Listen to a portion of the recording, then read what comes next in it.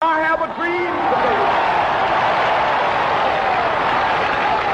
président Kennedy promettait une loi sur les droits civiques qui enlèverait toute base légale au racisme. Mais à peine 3 mois plus tard, les coups de feu de Dallas transformaient ce rêve d'une nation solidaire et fraternelle en cauchemar.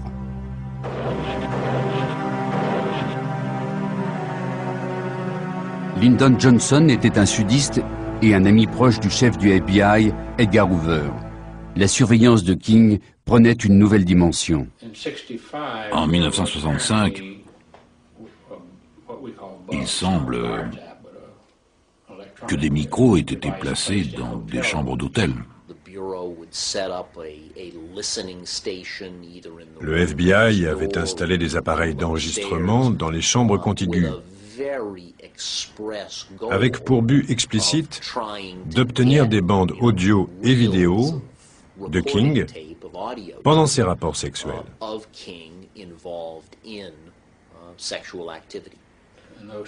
Ces enregistrements ont été transmis et utilisés. Je présume qu'ils ont été portés à la Maison-Blanche.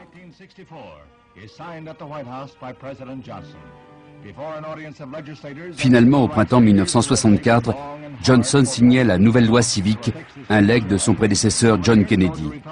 Pour cette signature, le président utilisait une centaine de stylos à plumes qu'il distribuait ensuite aux politiciens et aux notabilités. Martin Luther King recevait le sien tout comme son pire ennemi, Edgar Hoover.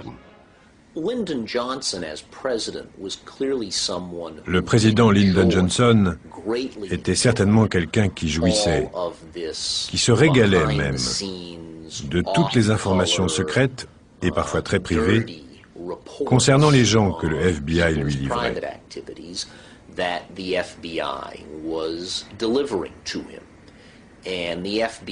Et après avoir aiguisé l'appétit du président Johnson avec ce genre d'informations, le FBI avait continué de lui fournir autant de matériel qu'il pouvait. La même année, King recevait le prix Nobel de la paix. Avant cette nomination, Hoover avait en vain informé le comité Nobel sur les détails de la vie sexuelle de King. Des copies de ces enregistrements très privés faits par le FBI avaient été distribués à la presse américaine, à des chefs d'État étrangers et même au pape. Hoover avait toujours rêvé de recevoir le prix Nobel de la paix. Tous les ans, il demandait à des membres du Congrès de le nominer. Bien sûr, il l'avait été, mais sans grande chance de succès. Et voilà que ce jeune noir, dont il était jaloux depuis très longtemps, gagnait ce prix. Sa jalousie s'était quasi transformée en haine. Hoover, qui, comme nous le savons aujourd'hui, était secrètement homosexuel et subissait le chantage de la mafia, s'était de lui-même enfermé dans une haine maladive. Le bureau avait donc reçu pour instruction d'employer tous les moyens possibles pour faire disparaître King de ce qu'une note du FBI appelait la scène nationale. Le but inavoué du programme de contre-espionnage du FBI visait à l'anéantissement moral de son ennemi.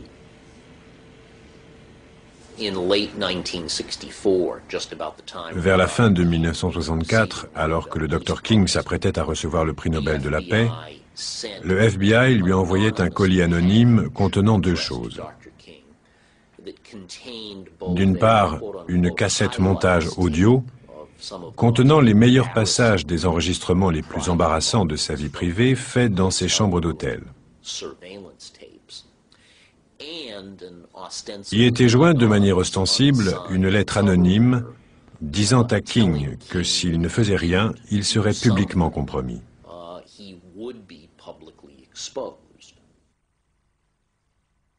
King, tu es lessivé. Tous ceux qui t'ont soutenu vont savoir ce que tu es réellement, une bête démoniaque et dégénérée. Tu n'as plus qu'une chose à faire. Il ne te reste que 34 jours, sinon la réalité de ta personnalité obscène et anormale sera révélée à la nation. C'est Coretta, la femme du Dr King, qui a ouvert le paquet, car elle pensait que c'était l'enregistrement d'une allocution ou d'une prédication de King. En réalisant ce que contenait vraiment le colis, King n'a eu aucun doute. Cela venait du FBI.